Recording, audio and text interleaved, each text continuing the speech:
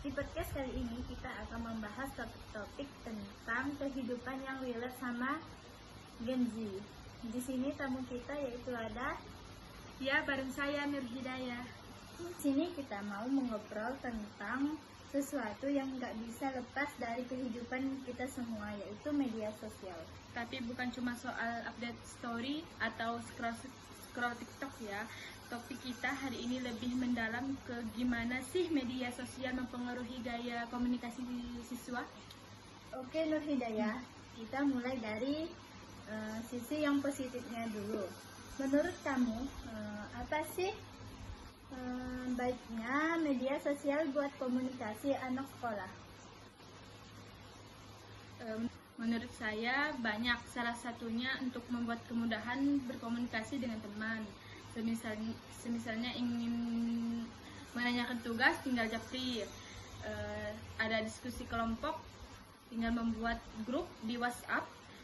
Zaman sekarang ini semakin mudah dengan melalui media sosial. Benar. Dan yang aku suka dari media sosial adalah dia memberikan ruang untuk siswa untuk lebih ekspresif. Mereka bisa pakai stiker, emoji, cap yang lucu, bahkan bisa membuat video untuk menyampaikan ide mereka. Dan itu bikin banyak anak yang dari pemalu menjadi berani speak up walaupun lewat layar. Jadi semacam ada keberanian karena nggak harus berhadapan dengan banyak orang. Tapi Nur Hidayah, nggak semuanya positif ya. Ya, sekarang kita masuk ke sisi negatifnya.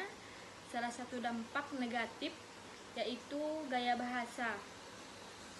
Banyak banget siswa yang menggunakan gaya bahasa medsos ke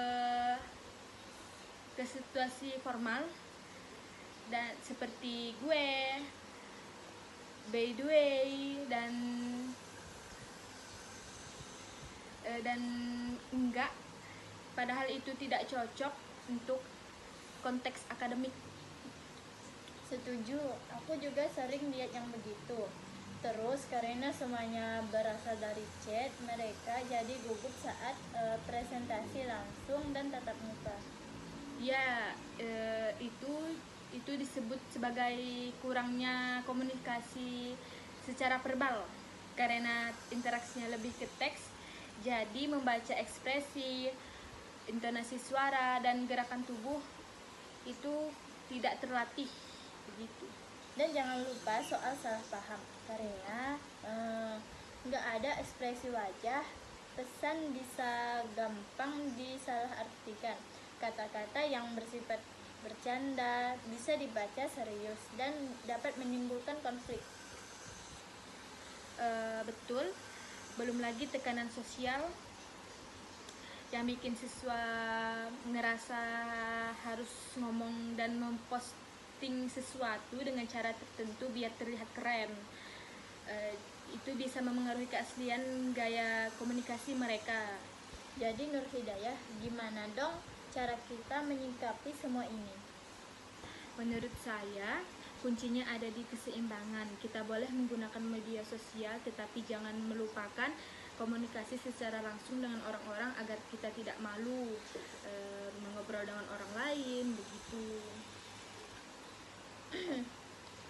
Dan penting juga buat tetap jadi diri sendiri.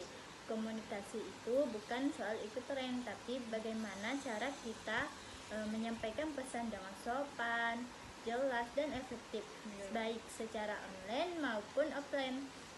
Mantap.